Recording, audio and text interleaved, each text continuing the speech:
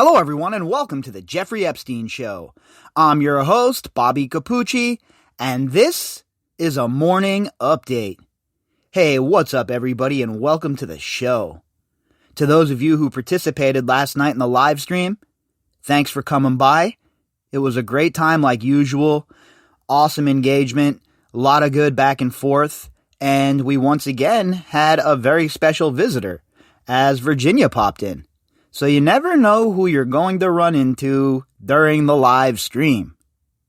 Every Sunday night, 7 p.m. Pacific Standard Time. Now, I still do plan on doing one show a month a little earlier. So I'm thinking next weekend we might do the Sunday live stream a little earlier to try and give other folks a chance to participate in different time zones. So I'm thinking maybe Monday we'll shoot for like 1 p.m. Pacific Standard Time or 2 p.m. Pacific Standard Time. And perhaps that'll give some folks who aren't able to participate due to time constraints via the time difference, that maybe that'll give them a chance to jump on in and, have a little bit of fun during the live stream. So again, everybody who joins in every Sunday, we have a good core group of people that are there pretty much every single Sunday. It's like Cheers at this point, right? Everybody knows your name. And then there's other people that start to come in each week. There's a couple of different people I see showing up and getting involved. So if you're looking for some good quality conversation that has to do with this case, and you want to avoid the BS that you see on like Twitter and stuff, that live stream on Sundays is the perfect forum for you to get together with other like-minded individuals and, discuss this case and get to know each other. Because I think that it's important that everybody who, who's involved in following this case and hoping that justice prevails, I think it's important that there's a forum for people to discuss things, right? And trade ideas, trade articles, and stuff like that. And I'm happy that that live stream, the Sunday live stream, has acted in that capacity thus far. So, again, if you haven't checked it out, make sure you pop in this Sunday. Come in for a little while, poke around, see what's up. Now, if you missed it, no worries. You can check out the live stream right here on Spreaker. Or if you want to check out the video, you can go over to the Facebook page and you can see all of the live streaming videos are archived there, and you can go back and watch all of them and catch up on the live streams as well if you wish. But as for today, well, we're going to jump right back into the financials with Jeffrey Epstein. Now, we've talked a lot about that here on the podcast, right? It's one of our ongoing themes, one of our ongoing conversations, and it's a very big part of who Jeffrey Epstein was and how he was able to conduct this business. Today we have an article from Counterpunch, and it's going to go into a little bit more detail on how Jeffrey Epstein was able to avoid taxes, how Jeffrey Epstein was able to avoid paying what he should have been paying. And I know we all want to blame him and the scumbags in the financial sector, and believe me, they shoulder their share of the blame. But there's a lot of the blame to go towards the lawmakers who created these laws. And you'll see what I'm talking about when we get into the article. And you're going to just roll your eyes and be angry, right? When we talk about some of the things that we know are apparent. So this article is from Counterpunch.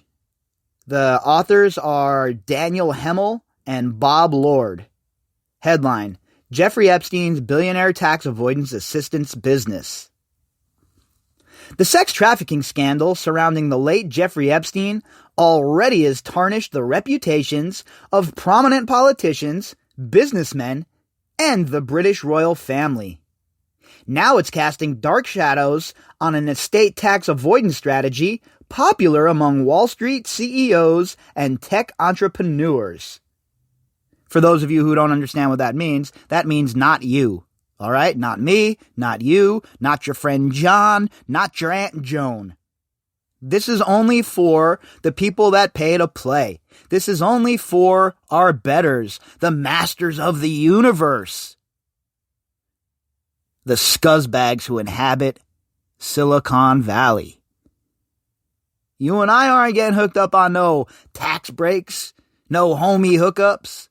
And then if a tax break is announced for poor people, forget it. You have a bunch of people freaking out about it, calling it a handout, and then gaslighting a portion of the population to do the same. It's an absolute disgusting scenario that we see on Wall Street over and over and over again.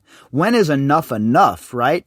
I don't begrudge anyone their wealth. In fact, I think that we should all, hope that we're successful enough in whatever field that we choose that we don't have any money problems, right? I'm not one of these people that's like, oh, eat the rich. Definitely not. My problem is with the top 1% of the 1%, right? These are the real people with the problems. These are the people that are really causing us all sorts of grief. These are the people that can really lean on these politicians and get them to write laws that benefit them while shitting upon us. The strategy exploits a loophole. Here you go. You guys remember when I talk about loopholes? This is what I'm talking about. This will put one of the loopholes on blast a little bit about what we talk, the stuff we talk about here all the time. That strategy exploits a loophole that Congress unintentionally, huh? Sorry, I don't believe that. I don't believe anything Congress does is unintentional. They didn't do this unintentionally. All right. They did this so that their friends in the financial sector would still have a way to increase their wealth while, using these loopholes and seemingly acting like they're in compliance.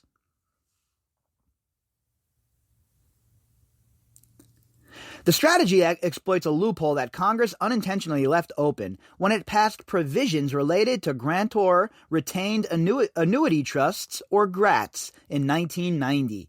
Yeah, I'm sure that they had no idea, Congress in 1990, they had no clue that it would be exploited and loopholes would be used. I'm sure that they weren't lobbied to write the law the exact way that it was put on the books so that these loopholes could be exploited. Give me a break. They think you're stupid. Honestly, that's what they think. But guess what? I know better, and you certainly know better. Use of these trusts already has cost the IRS, by one estimate, well over $100 billion in just the last 2 decades. A recent filing with the Securities and Exchange Commission by the private equity firm Apollo Global Management reveals that the firm's longtime CEO Leon Black relied on Epstein's assistance to extract more than $500 million of tax savings from GRATS. See? And now think about what we talked about previously, how Epstein was given the ability to get those IPOs before anyone else. They were underwritten and guaranteed basically by the bank, and Epstein was able to dive in and score on those and make a fortune. He's also able to manipulate the system by using these GRATS and finding ways for people like scumbag-ass Leon Black not to pay their fair share. Meanwhile, April 15th is quickly approaching, boys, girls, and everybody else. I hope that you have your taxes ready, because if not, you better believe the IRS is showing up at your house. GRATS, which combine a trust and an annuity to generate supercharged tax benefits, are entirely legal.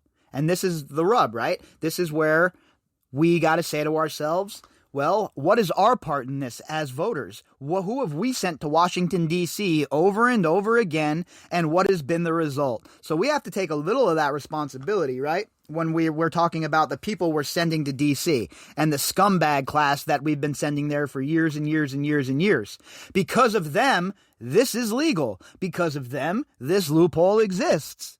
So of course scumbags like Jeffrey Epstein and Leon Black are going to exploit that loophole if it exists. These people are greedy. They're not going to leave one single cent on the table.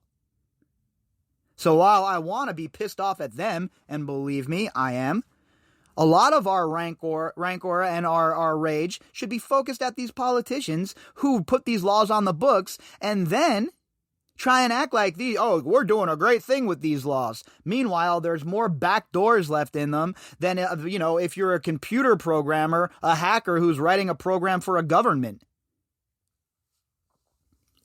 But they make no sense from a policy perspective, and they only work because Congress in 1990 enacted a valuation formula that defies economic reality. It's because it wasn't a mistake, okay? They enacted the valuation formula because they knew it would benefit their buddies, their bagmen, the dudes that make sure the money keeps flowing. The manna of politics, right? Dark money, good money, bad money, they don't care. They're not asking where it came from. Remember, Chuck Schumer, $22,000 from Jeffrey Epstein. Let's not forget, these people don't care. They will take the money anywhere it comes from. And if Congress can put together a formula that gives them cover to do so by, it's a loophole in the law, and then the same people who put the loophole in the law will get up there and act like they have no power to fix it. It's such a scam, and I'm so sick of seeing it on a regular basis. While GRATS aren't responsible for Epstein's predation, the appearance of GRATS in the most recent Epstein revelations is one more reminder that Congress and the Biden administration should scrap this tax shelter. Oh, they should, but will they? I doubt it. Just take a look at 46's cabinet. Take a look at those who are advising him financially. Take a look at those who are part of his inner circle. How many of them are from the financial sector? How many of them have a lot to lose if this stuff happens, right? If there is a scrappage of the tax shelter, how many of them stand to lose? Oh, all of us gain, right? We're not going to lose out on it. I don't know about you, but I don't have my money parked in some LLC anywhere. I'm not moving my money through some shell company anywhere. So really, the only people that would lose in a situation like this are the so-called elite and their minions. And unfortunately, for those who aren't paying attention, and for those who still cheer on these politicians like they're some sort of figure to look up to, well, none of them are going to change it, okay? Because they're all benefiting from it. According to the report of an outside law firm hired by Apollo, Epstein advised Black on a range of matters between 2012 and 2017, generating $158 million in fees. The most valuable piece of work Epstein provided Black, according to the report, concerned a GRAT that Black had set up years earlier. So again, you see it, right? Rearing its ugly head. The malfeasance within the financial sector. It's promoted by the lawmakers. What, you think they can't close these loopholes? They're the ones who put the loopholes in these laws in the first place. They're the ones who are making these laws. They're called lawmakers. Here's an idea. Make a few laws that benefit the common person.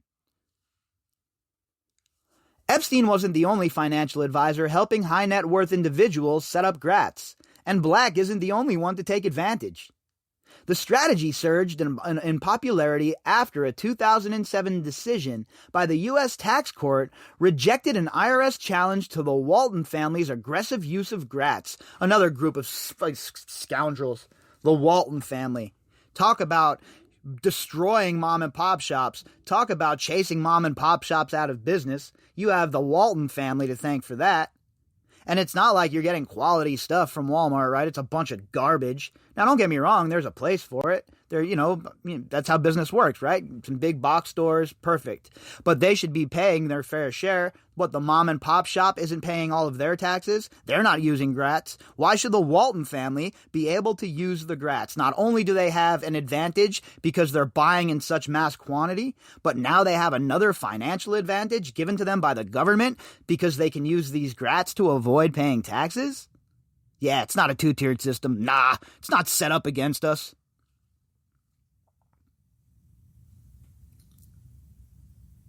Following the Waltons' lead, thousands of others, including Facebook founder Mark Dickface Zuckerberg and JP Morgan Chase CEO Jamie Scuzzbag Dimon, have used GRATS to cut their gift tax and eventual estate tax liabilities. Isn't that nice? Isn't Zuckerberg, Mr. Dickface himself, up there on a regular basis acting like he's some kind of, great person and somebody that society should be cherishing. Newsflash, Zuckerberg, dickface. You're an absolute moron. You're a clown. And you and the rest of the so-called masters of the universe, well, enjoy your time now, because eventually people are going to be sick of it. And I have a funny feeling that all of you corptocrats are in for a very rough go of it. Two of the most masterful users of GRATS are Zoom founder Eric Yuan and the late casino magnate Sheldon Adelson. Good old Sheldon Adelson. SEC filings indicate that Yuan saved more than $2 billion with well-timed transfers to two GRATS around the video conferencing company's April 2019 IPO. So remember that when you're using Zoom. And remember that every time you log into Zoom. Eric Yuan, $2 billion with well-timed transfers to two GRATS so that they wouldn't have to pay the taxes on it. So that they didn't have to pay the extra couple of bucks, so that they could pay out a couple of more balloon payments to their CEOs. I wonder how much the frontline employees are making over there. Not very much, I'd gather. Adelson, a major Trump donor who died last month, reportedly reduced his family's tax liability by about $2.8 billion through GRATS. Now, Sheldon Adelson was a huge figure in Las Vegas, and like most people, he was a great character. As far as what he did for the economy in Las Vegas, you got to give him a tilt of the cap, right? He kept people working through this pandemic. He kept his people paid. And one thing about Sheldon Adelson's properties in Las Vegas, as far as employees, all of his frontline employees were making $1 more than everybody else on the strip. So in that regard, kudos to him, right? Great. But that doesn't make up for and make me disregard all of the other scumbaggery, right? All of the political manipulations, buying the Review Journal, pretty much having a stranglehold on Las Vegas forever. And these GRATS and the tax liabilities and all of that, it really does not sit well with me.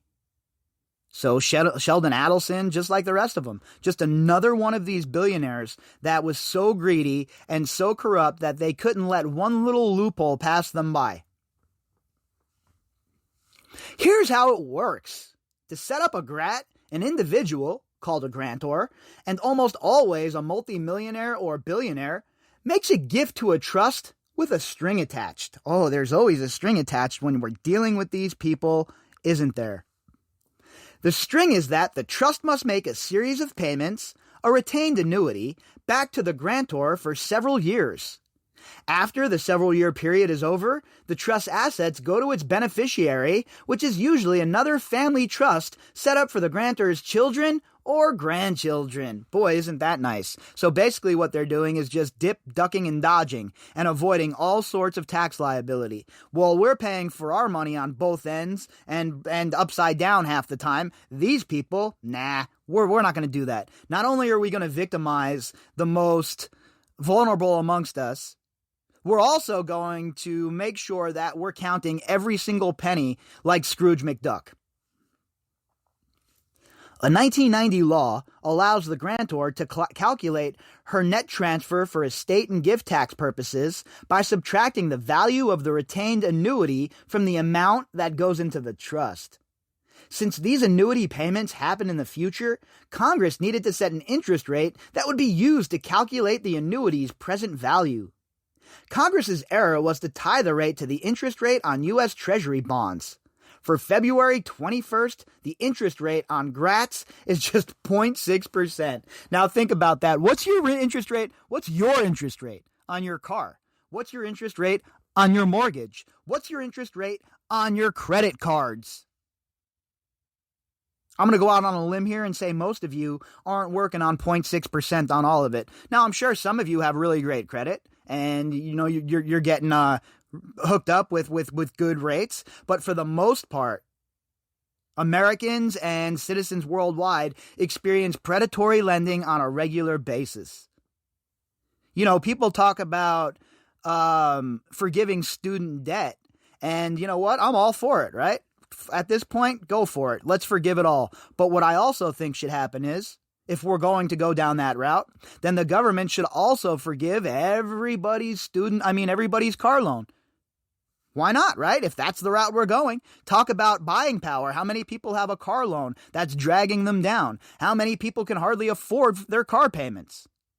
So if we're going down the route of forgiving loans and we're talking about things that are dragging down the economy, the student debt market and the car loan market are very comparable when you're looking at the numbers. So if there's a lot of people that aren't cool with student loans being forgiven, and I get it, a lot of people paid for it, right? Okay, so let's alleviate that and let's do the car payment thing as well. Basically a reset of both of those bills. And then how many people would be able to pay their rent? How many people would be able to keep it moving? Pretty sure that we bailed out all of these car companies anyway, right? So why is it that they're still acting like predators on the American people? The low interest rate assumption gave rise to an easy planning opportunity. Wealthy individuals can stuff their GRATS with high-risk, high-growth assets that are likely to generate returns well above the Treasury rate.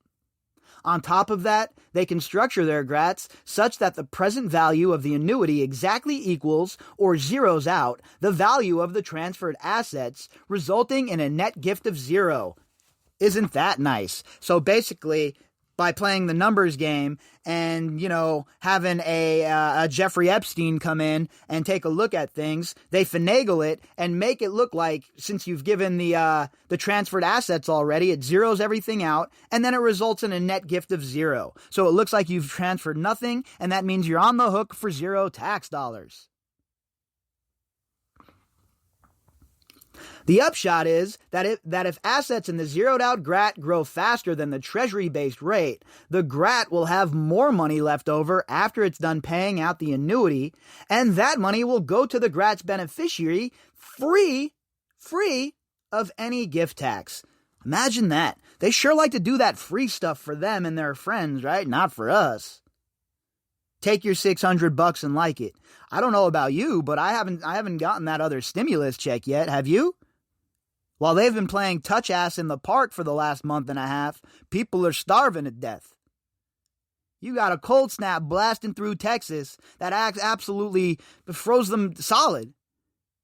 Still ain't seen my $2,000 stimmy, but I guarantee you that these people are still seeing their tax breaks.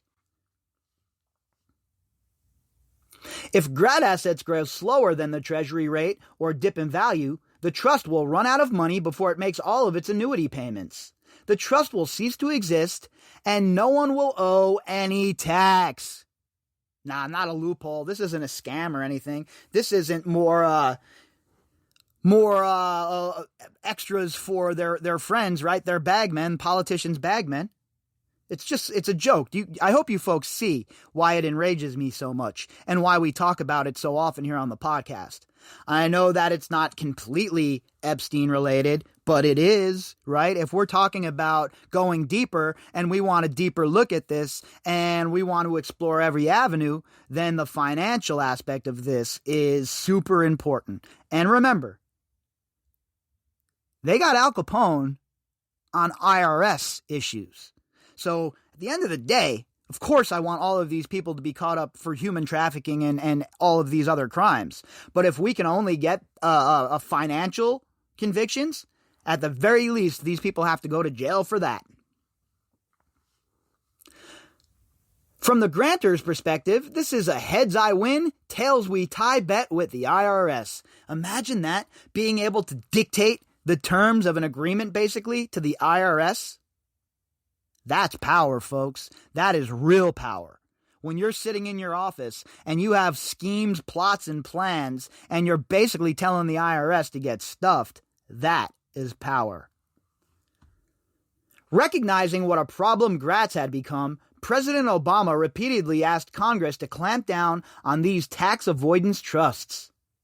After President Obama left office, Senator Bernie Sanders and Representative Jimmy Gomez picked up the mantle of GRAT reform and introduced legislation that would shut down the strategy that the Waltons pioneered. But President Trump, who owes much of his fortune to transfers that his father made to him using GRATS, shocking, isn't it? You see, this has always been the route that everybody should have went after Trump. All the other stuff, I mean, it's nice window dressing, right? The salaciousness of it's great, but you can't prove any of it. It's all hearsay. Just because some journalist says it's so doesn't mean it's a fact, right? It's not what we know, it's what we can prove. And we could have always proven that Trump had terrible financial history.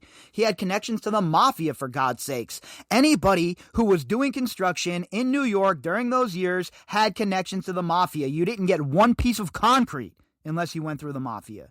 So all of the other BS that they were doing and all of the other nonsense, the political theater and the red meat they were throwing to their base was garbage. This is what should have been focused on, folks. All right? Right here.